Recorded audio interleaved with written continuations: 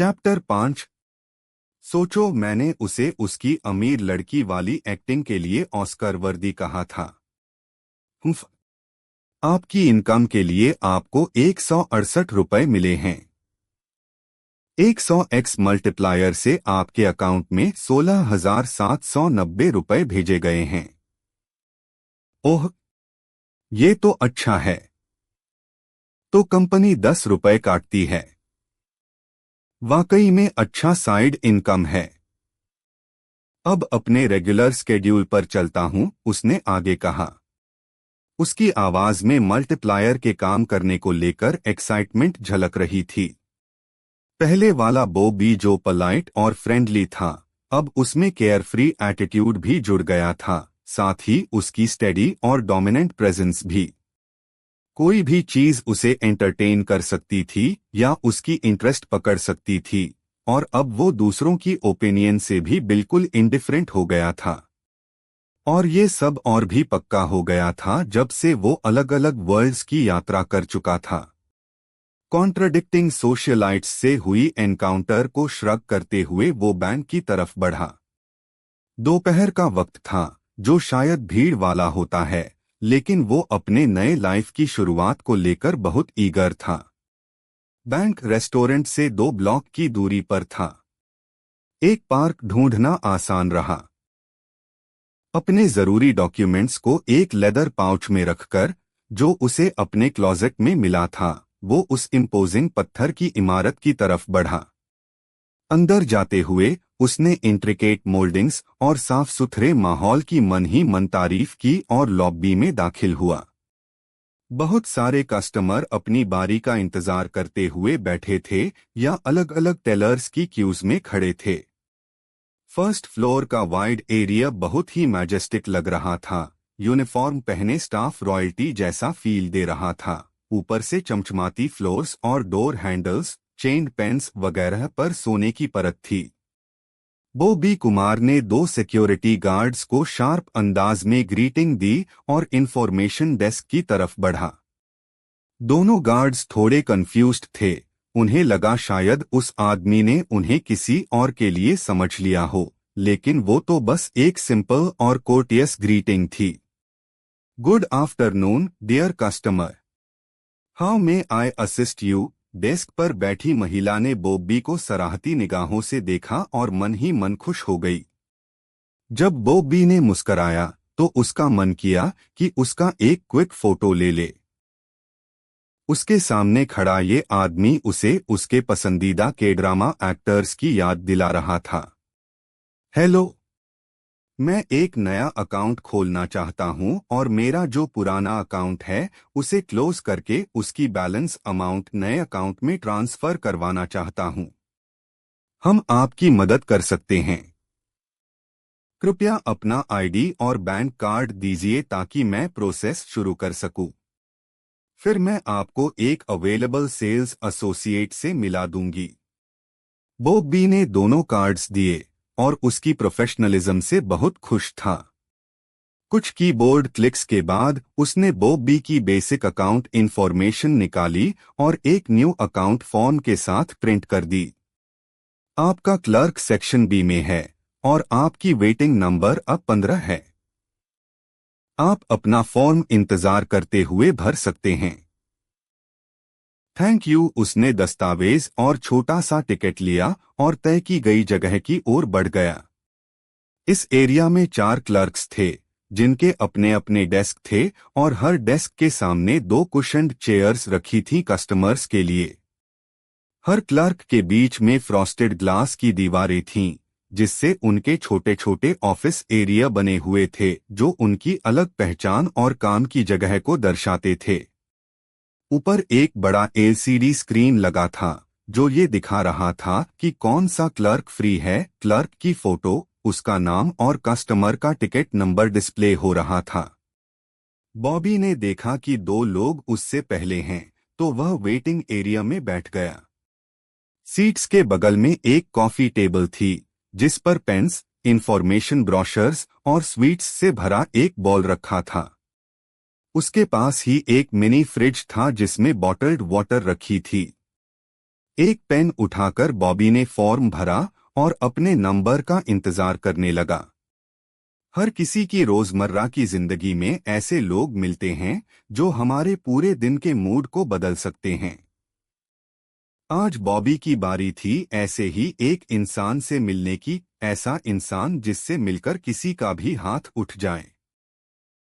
Bank की इस trip में उसे एक ऐसे आदमी से सामना हुआ जो न सिर्फ बेहद इग्नोरेंट था बल्कि खुद को बहुत बड़ा समझता था।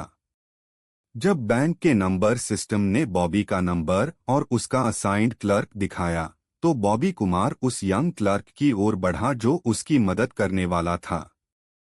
वो क्लर्क के सामने वाली कुर्सी पर बैठने ही वाला था कि एक आदमी ने उसे जोर से धक्का दे दिया।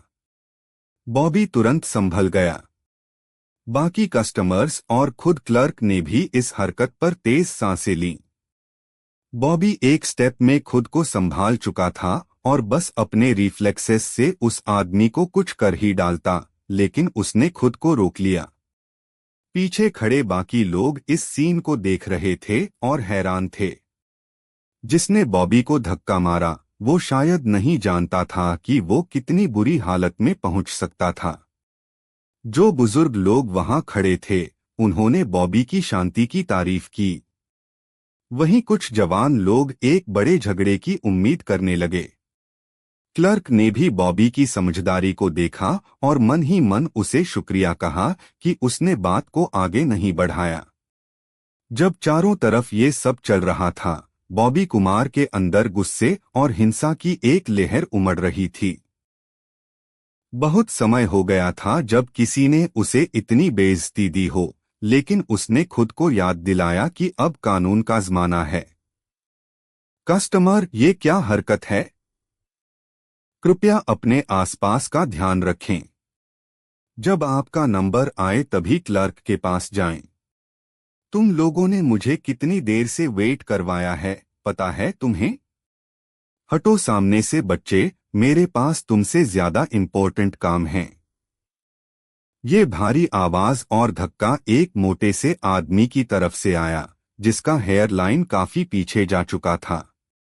उसके चेहरे पर पसीने की बूंदें थीं और उसने जो सूट पहना था वो उसके शरीर पर ठीक से फिट नहीं हो रहा था। वो बेधड़क उस कुर्सी पर बैठ गया और क्लर्क की टेबल पर डॉक्यूमेंट्स पटक दिए और बोला कि उसे अभी हेल्प चाहिए, नहीं तो क्लर्क को जॉब से निकाल दिया जाएगा। क्लर्क अपनी सीट से फौरन खड़ा हो गया और सख्ती से बोला, ऐसे कस्टमर्स से कैसे निपटना है, इसकी उन्हें पूरी ट्रेनिंग दी गई थी। आमतौर पर साल में करोड़ रुपए कमा लेने के बाद ये बिजनेस ओनर्स खुद को एलोन मस्क समझने लगते हैं। कस्टमर, कृपया अपनी बारी का इंतजार कीजिए और अपनी सीट पर वापस जाइए। मैं आपकी धमकी को हल्के में नहीं लूंगा। जो भी आपकी समस्या है उसे संभालने के लिए एक असाइंड क्लर्क है। अब जाइए। आप बाकी कस्टमर्स को डिस्टर्ब कर रहे हैं, क्लर्क ने पोलाइटली कहा। तुम जानते हो मैं कौन हूं? मुझसे इस तरह बदतमीजी करने की हिम्मत कैसे हुई तुम्हारी? क्या इस घटिया बैंक में अब पागलों को नौकरी पर रखा जा रहा है? उस आदमी ने जोर से चिल्लाकर कहा। मार्बल की दीवारों और फर्श की वजह से उसकी आवाज पूरे हॉल में गूंज रही थी और सबके कानों में चुभ रही थी। मेरा काम अभी और यहीं संभालो। मैं यहां बड़ा हूं और तुम्हें मेरी इज्जत करनी चाहिए। ओए, बॉबी ने आवाज लगाई। क्या बकवास है अब? सुनाई नहीं दे रहा? पहले मुझे काम निपटाने दो, फिर तुम अपनी छोटी सी सेविंग्स के साथ खेलने चले जाना। उस आदमी ने बॉबी कुमार को घूरते हुए ताना मारा। बॉबी की आंखों में ठंडापन और स्टेडीनेस थी। उसका शरीर सख्त हो गया, जैसे उसे खुद पर भरोसा नहीं कि वो हिलेगा भी तो क्या कर बैठेगा। तुम्हारे लिए अच्छा होगा कि इस जगह के नियमों का पालन करो। उसके चेहरे पर एक चार्मिंग मुस्कान आ गई, लेकिन वो उसकी आंखों तक नहीं पहुंची। भाग जा साले बच्चा, बूढ़े आदमी ने चिल्लाकर कहा। क्लर्क ने डेस्क के नीचे एक बटन दबा दिया और उस बदतमीज ग्राहक की ओर फिर से देखा। सर, आप बेवजह का हंगामा क्यों कर रहे हैं? अपनी सीट पर जाइए प्लीज। आप इस सेक्शन के इकलौते कस्टमर नहीं हैं। आप सबका समय खराब कर रहे हैं। सब अपना काम बाद में कर सकते हैं। पहले मेरा इश्यू सुलझाओ। औरत जैसी हरकतें मत करो। मैं तुमसे ज्यादा कमाता हूं, तुम्हारा काम है मेरी सेवा करना। उस मोटे आदमी की बातें क्लर्क और पीछे खड़े कस्टमर्स दोनों को गुस्से से भर गईं। किसी ने इतनी घमंडी बातें पहले नहीं सुनी थीं। तभी एक हल्की सी हंसी की आवाज गूंजी और उसी वक्त सिक्योरिटी भी तेजी से आ गई। लेकिन क्राउड का ध्यान उस पर नहीं गया, बल्कि उस लड़के पर गया जो पीटा गया था। ओए मोटे, तू जानता है मैं कौन हूं? उस आदमी ने बॉबी को घूरा और उसकी बात पर नाक चढ़ाते हुए कहा, क्या मुझे तुझ जैसे बच्चे को जानना चाहिए? बॉबी कुमार ने उसकी बेवकूफी की बातों को अनदेखा कर दिया और अपना सवाल जारी रखा। तू जानता है ये कौन है? उसने क्लर्क की तरफ इशारा करते हुए पूछा। उससे पहले कि वो जवाब देता, बॉबी ने पूछा कि क्या वो जानता है कि उसके पहले कौन कौन कस्टमर्स हैं और वो सिक्योरिटी गार्ड जो उसकी तरफ बढ़ रहा है। बस कर बे, फालतू सवाल पूछना बंद कर और निकल यहां से। और तू, मुझे तेरे सीनियर को बुला, मैनेजर को बुला अभी। ये बहुत ही घटिया सर्विस है। शाओ।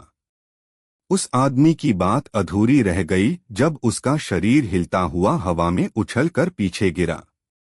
सभी की नजर उसकी उड़ती हुई बॉडी और फिर उसकी जमीन पर गिरती हुई हालत पर पड़ी, जैसे कोई मछली तड़प रही हो।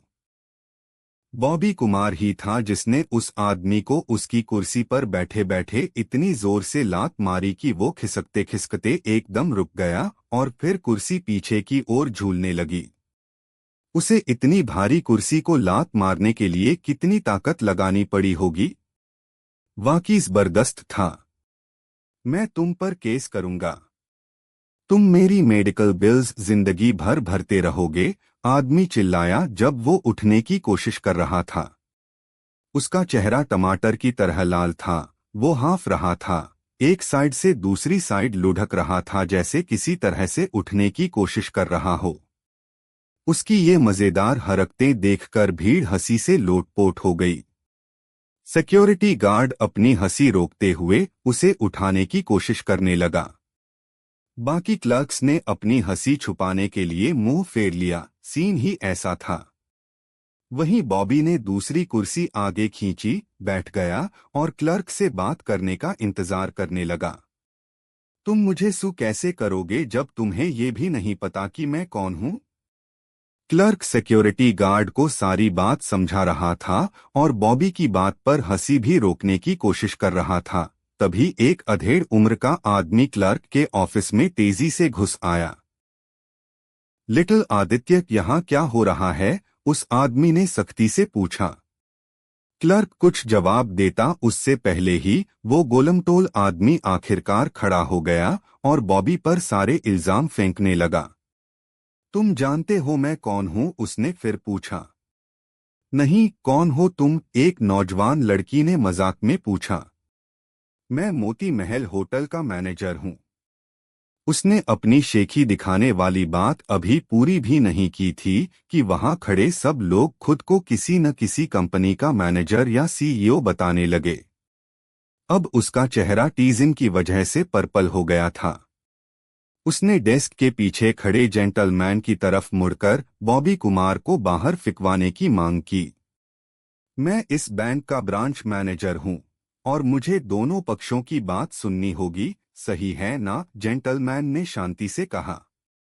साफ था कि वो पूरी सिचुएशन समझ चुके थे, पर फिर भी दोनों को सुनने का मौका दे रहे थे ताकि बैंक की रेपुटेशन पर कोई असर न पड़े। अब ये मेरी बात और उसकी बात है। तुम किसकी बात मानोगे? एक सक्सेसफुल करियर मैन की जो तुम्हारे लिए लाखों रुपए लेकर आता है, हत्या एक कॉलेज स्टूडेंट की जिसकी जेब में बस कुछ पैसे हैं।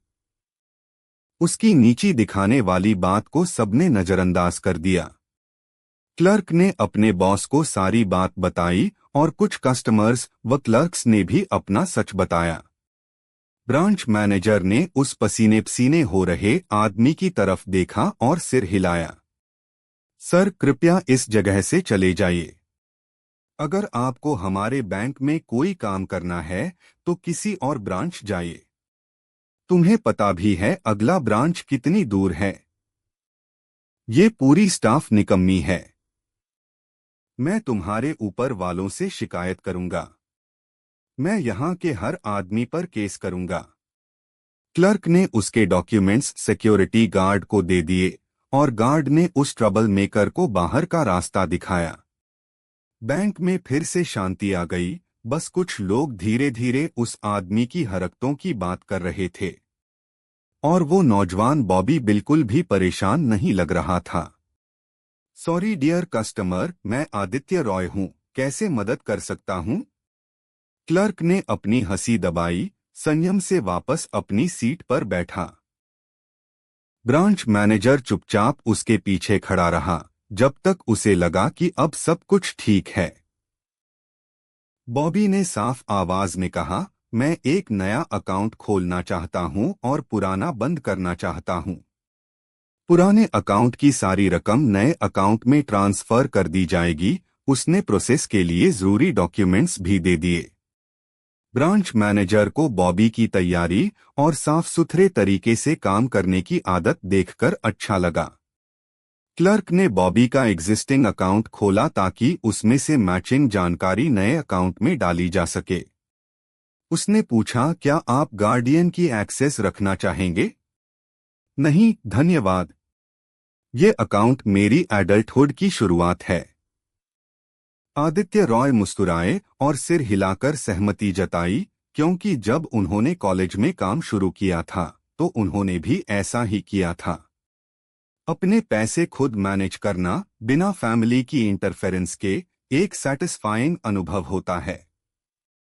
कॉलेज के दिनों को याद करते हुए आदित्य रॉय कस्टमर की बैलेंस स्क्रीन पर गए ताकि ट्रांसफर शुरू किया जा सके। पहली नजर में उनकी नजर आखिरी डिजिट्स 790 पर पड़ी और उन्होंने मन ही मन बॉबी को और मेहनत करने के लिए चीयर किया। जैसे ही उन्होंने अमाउंट कॉपी करने के लिए राइट क्लिक किया, उन्होंने अपनी गलती समझी।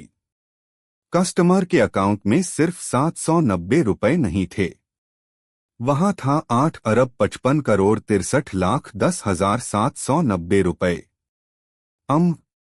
सर, एक सेकंड, आदित्य रॉय ने जबरदस्ती की मुस्कान के साथ कहा। बिना जवाब का इंतजार किए उन्होंने अपना सिर मैनेजर की ओर घुमा दिया। ब्रांच मैनेजर पहले से ही ट्रांजैक्शन पर नजर रख रहे थे और बॉबी कुमार का अकाउंट बैलेंस देख चुके थे। उनकी आंखें अपने शांत कर्मचारी से लेकर मॉनिटर तक और फिर उस शांत कस्टमर तक घूमी। ये क्या है? ये मेरा लकी स्टार है क्या? मैंने कैलेंडर चेक करना भूल गया क्या? ऐसा कस्टमर इतने आराम से आ गया। अगर मैंने ये काम गड़बड़ कर दिया होता तो ये हाथ से निकल जाता। बुद्धा सच में समझदारों पर मेहरबान हैं। मिस्टर बॉबी, मैं अपना परिचय ऑफिशियली देना चाहूंगा। मैं हूं विराज शर्मा, इस ब्रांच का मैनेजर। आपके नए अकाउंट के लिए कुछ खास बातें हैं जो आपके फ्यूचर के लिए मदद करेंगी। कृपया मुझे आपकी हेल्प करने दें, उन्होंने बहुत शालीनता से कहा।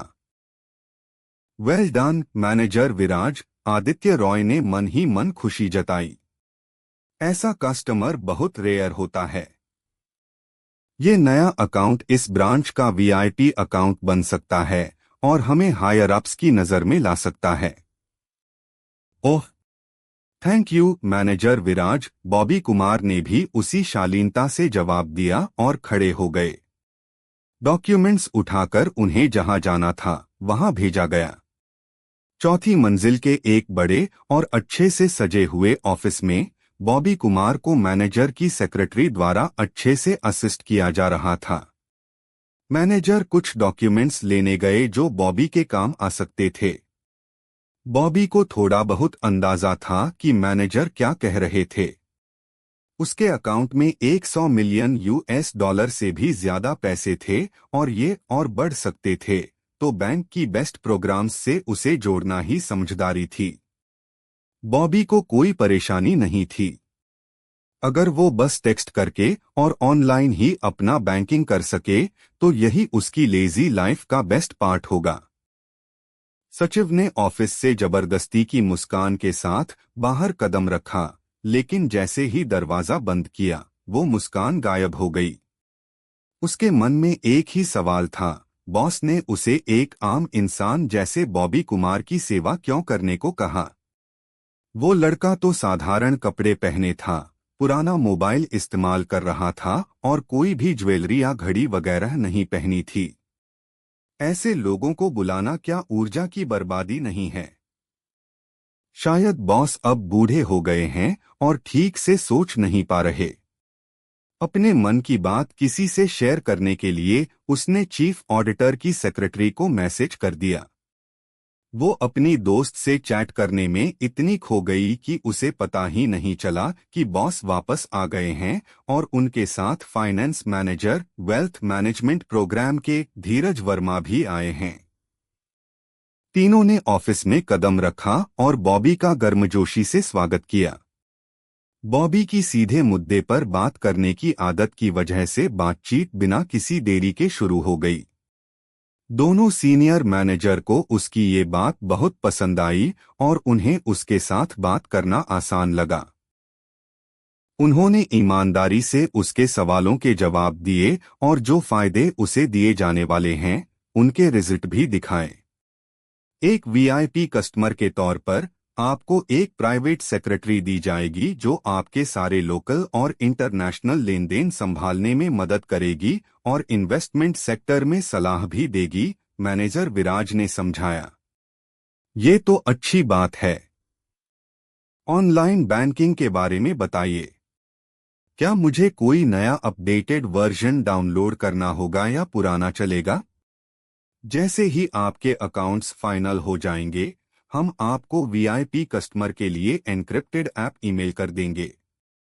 जब आप उसमें साइन इन करेंगे तो वो आपका पर्सनल स्पेस होगा जिसमें आपकी सेक्रेटरी को सिर्फ आपकी रिकॉर्ड्स और चैट सर्विस का एक्सेस मिलेगा।